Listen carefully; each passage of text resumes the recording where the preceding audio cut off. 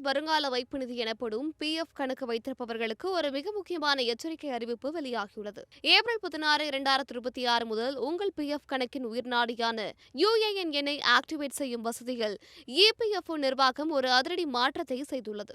இதுவரை நாம் அதிகாரப்பூர்வ இணையதளமான EPFO மெம்பர் போர்ட்டலில் செய்து வந்த அந்த வசதி இனி நேரடியாக அந்த இணையதளத்தில் கிடைக்காது. நீங்கள் இணையதளத்திற்கு சென்று அந்த லிங்கை கிளிக் செய்தாலும் அது தானாகவே உங்களை மத்திய அரசின் உமாங் செயலுக்கு தான் இப்போது அழைத்து செல்கிறது. உங்கள் PF கணக்கிலிருந்து பணத்தை எடுக்கவோ அல்லது ஒவ்வொரு மாதமும் உங்கள் நிறுவனம் எவ்வளவு பணம் செலுத்துகிறது என்பதை பார்க்கவோ இந்த UAN ஆக்டிவேஷன் மிகவும் அவசியம் என்பதால் இந்த மாற்றத்தை பற்றி பயனாளர்கள் தெரிந்து கொள்வது அவசியமாகிறது.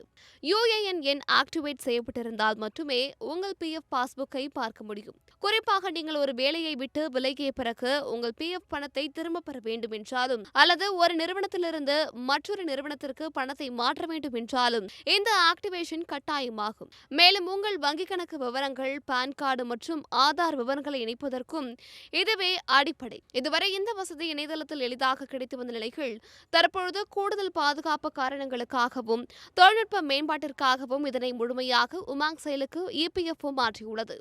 இதனை ஆக்டிவேட் செய்ய விரும்புவோர் முதலில் தங்கள் மொபைலில் உமாங் செயலியை பதிவிறக்கம் செய்து கொள்ள வேண்டும். பின்னர் அதில் உள்ள EPFO சேவைகள் பிரிவிற்கு சென்று UAN ஆக்டிவேஷன் என்ற ஆப்ஷனை தேர்ந்தெடுக்க வேண்டும்.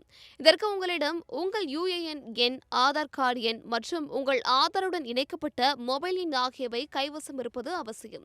செயலியில் விவரங்களை உள்ளிட்ட பிறகு உங்கள் மொபைலுக்கு வரும் OTP எண்ணை பதிவு செய்தவுடன் உங்கள் UAN நம்பர் ஆக்டிவேட் ஆகிவிடும்.